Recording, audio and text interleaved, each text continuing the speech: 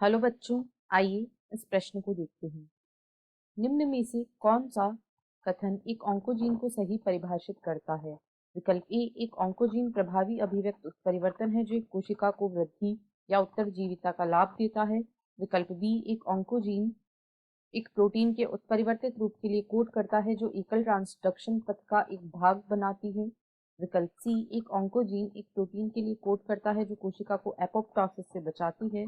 या विकल्प डी, एक ऑन्कोजीन एक कोशिका चक्र नियंत्रक प्रोटीन के लिए कोड करता है।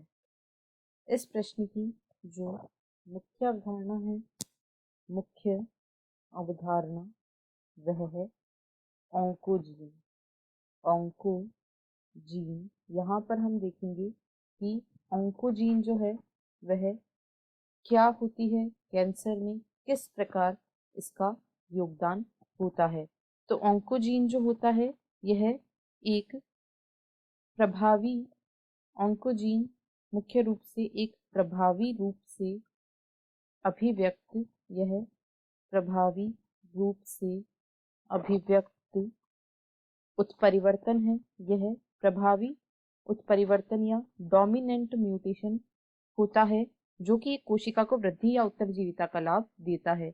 यह एक कोशिका को वृद्धि या कोशिका को वृद्धि या उत्तरजीविता वृद्धि या उत्तरजीविता का लाभ देता है, यानी एक कोशिका लगातार वृद्धि और विभाजन करती रहेगी ऑन्कोजीन की वजह से। यदि हम प्रोटो ऑन्कोजीन की बात करें, प्रोटो ऑन्कोजीन, तो जो प्रोटो ऑन्कोजीन होती हैं ये कोशिकाओं की सामान्य वृद्धि के लिए आवश्यक जीन होती हैं।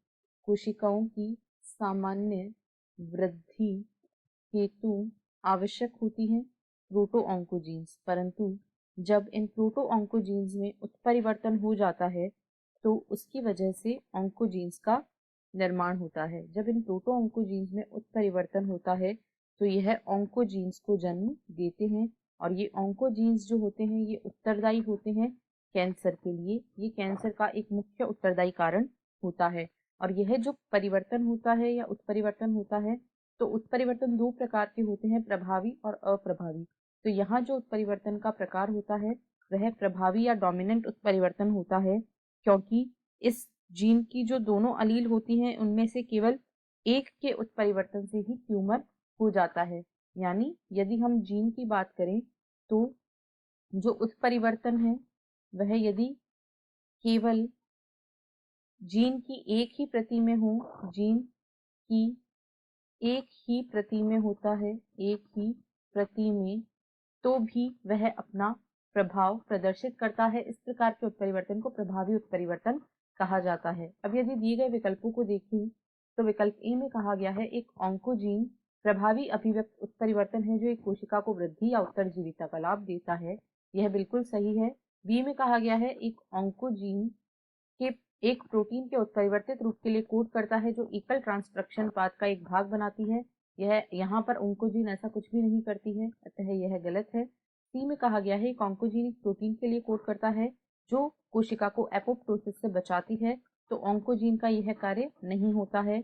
और डी में कहा गया है ऑन्कोजीन एक कोशिका चक्र नियंत्रक प्रोटीन के लिए कोड करता है, तो ऑन्कोजीन तो कोशिका के चक्र को अनियंत्रित कर देता है, यह नियंत्रक प्रोटीन के लिए कोड नहीं करता है। इसीलिए विकल्प ए इस प्रश्न का सही उत्तर है। आशा है आपको प्रश्न समझ आया होगा। धन्यवाद।